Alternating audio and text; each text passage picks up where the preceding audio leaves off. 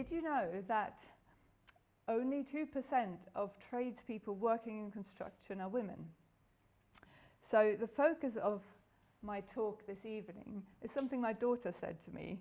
She said, "You can achieve anything if you put your mind to it." In my case, this statement applied to a van I had bought and I wanted to fit it out with a bed and cupboards. And since I didn't know how to do that sort of thing, I enrolled in a college and studied carpentry and joinery. And this is me 25 years ago at college. I fitted out the van and I loved it so much that I carried on because it was such an empowering experience. And I carried on working on building sites in London and soon found out that I was always the odd one out because there weren't many other women working on building sites. And luckily this didn't deter me, and I had some generous tradespeople show me a lot of good skills. But working on new builds in London was not really what I wanted to do. I thought there must be more to carpentry, so I found my way to working in the heavy structural timber framing industry. And that was a game changer for me because I was learning skills that were centuries old, complex joinery, and I carried on after I had my first child, my daughter Rhiannon, who's here in the audience as well, quite a lot older by now,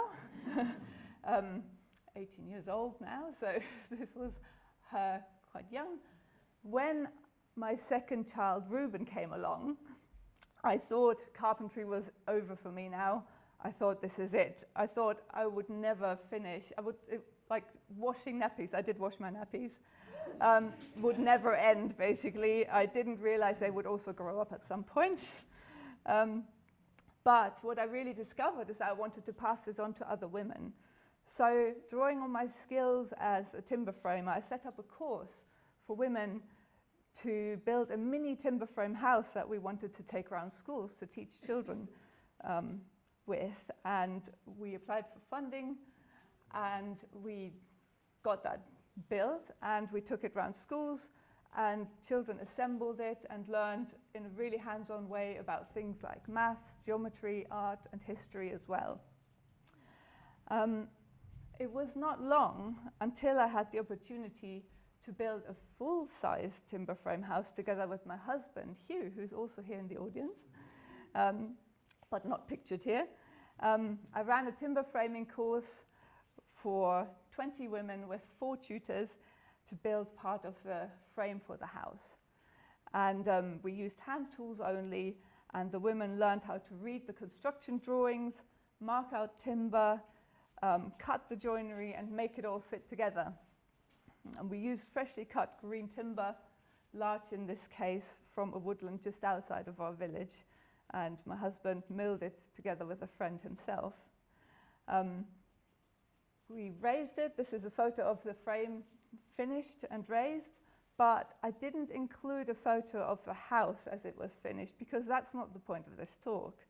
The point is that the women on the course got that same sense of empowerment that I got when I started my carpentry journey. And you can see from the smile on this student's face how proud she is of the stool she has made at my workshop. The thing is that women are often excluded, in language even, when it comes to construction and manual skills. There is an unconscious bias here at work, and we all have it, me included. So let's do a quick thought experiment. Imagine a tradesperson. So say a builder. Is the picture in your mind that of a man or a woman?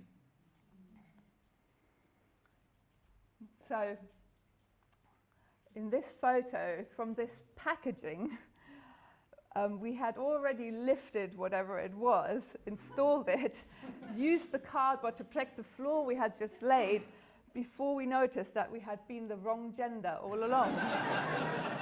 So for the last 10 years, I've been making it my mission to teach women carpentry and DIY skills.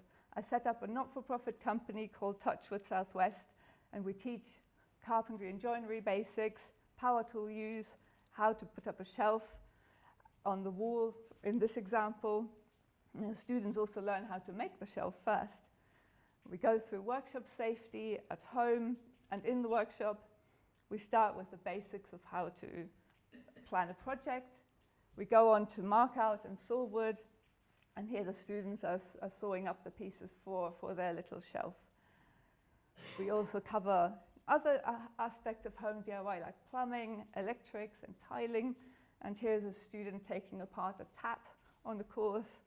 And we also go through how to fix and how to find and fix leaks and make a new connection for a dishwasher, for example.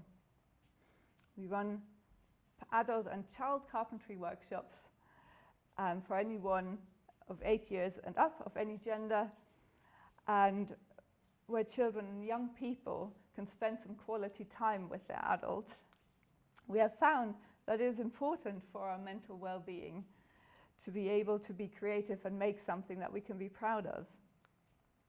We also let women use our workshop to make things that they want to work on, their own projects. So back to my initial point, you can achieve anything if you put your mind to it. Perhaps our students can achieve anything if they put a spanner or a hammer or a saw to it. They're also being positive role models for their communities, and some of them have gone on working in the trades, like Nicola here, who's now working with me. But what is really important is that all of these women are being part of changing the unconscious bias that women can't learn or use practical manual construction skills at work or at home. Thank you.